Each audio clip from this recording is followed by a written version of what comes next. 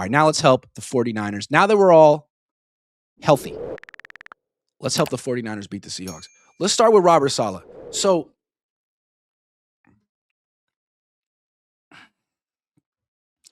I was really hard on Robert Saleh for his game plan against the Seahawks.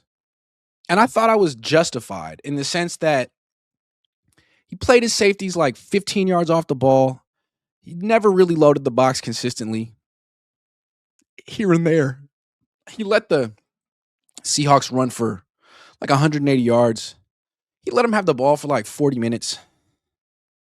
He really let them control the game. That being said, they scored 13 points. So it's hard to say Salah completely scrapped the defensive game plan that limited this defense to 13 points when you didn't have Michael Williams or Nick Bosa or Fred Warner. It's a little hard to say that. And I think the reason he likes his game plan against Sam Darnold is for a few reasons. One, that offense is not good in the red zone because Sam Darnold isn't good in the red zone. And they don't like their one dynamic weapon, Jackson Smith and Jigba, is more of like an explosive deep threat than a red zone guy. So if you let him go down the field and just tighten up in the you can probably hold him to field goals, which is what the Niners have done in 2 games against this team. So that makes sense. But at the same time, so I guess you could say, the Niners would win time of possession if the offense could just convert some third downs. So we'll talk about that. That's part of it. But I also feel like Salah has to pick some spots to be more aggressive.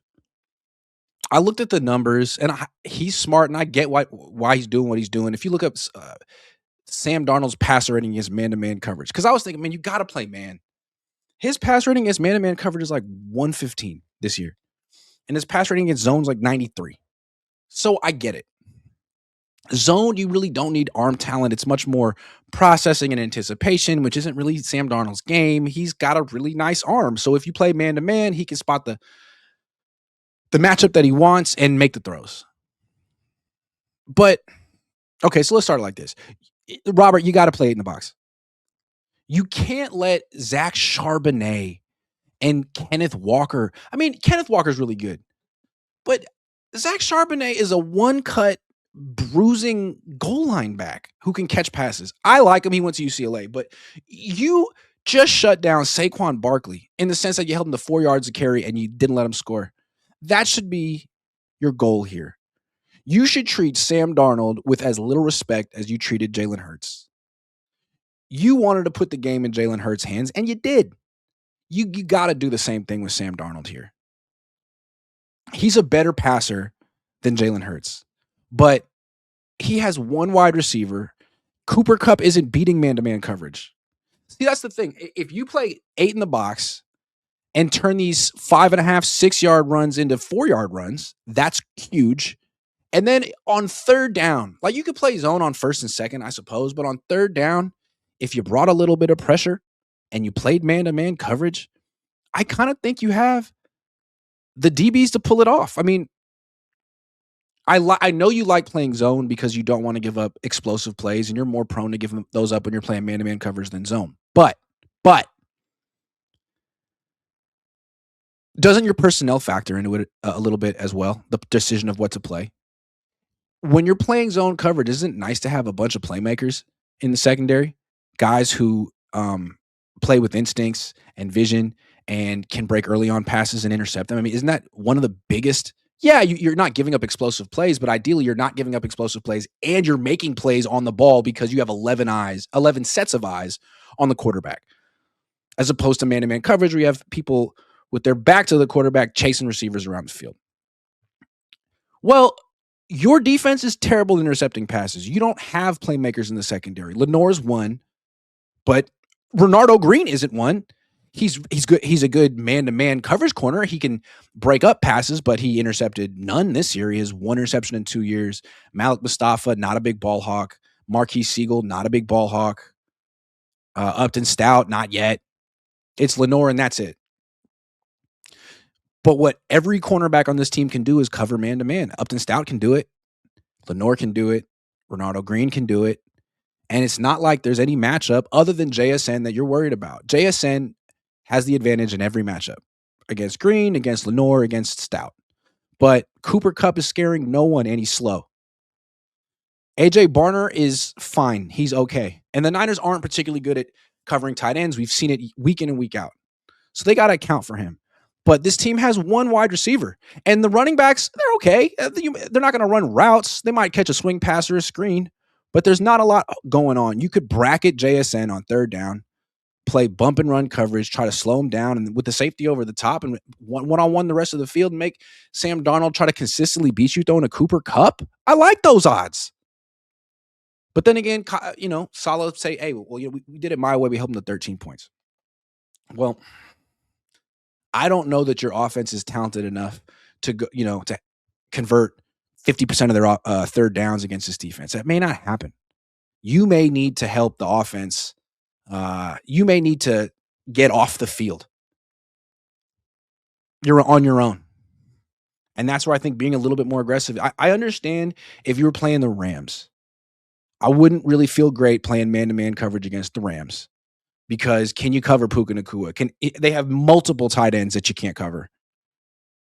And Matthew Stafford will kill you. He has the arm to make incredible throws down the field to guys like Tutu Atwell.